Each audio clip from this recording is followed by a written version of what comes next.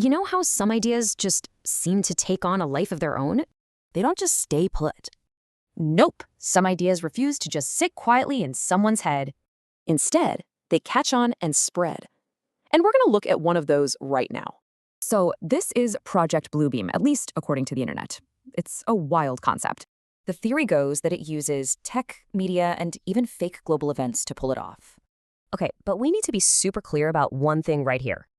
There is absolutely zero verified evidence that this project is real. But what is real is the idea itself. And that's what's so powerful about it. And that idea, it connects to something very, very real: power. When a few people have that much influence, you gotta ask questions about their true intentions, right? And it leads to a huge question. Just how much power is too much power? All right, let's just forget the specific theory and look at the core concept here. What really happens when a tiny group of people can influence millions? Well, there are actually two sides to this. Centralized influence has its upsides, but also some huge risks. And this gets us to the real issue here. Look, this isn't really about one project or one single person. It's about the idea that no single person or group should get to shape the world to their vision. Here's the slippery slope.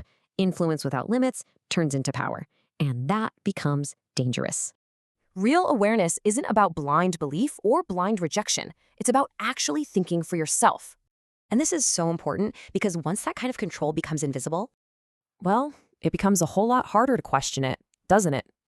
Which leaves all of us with one last, really big question to think about.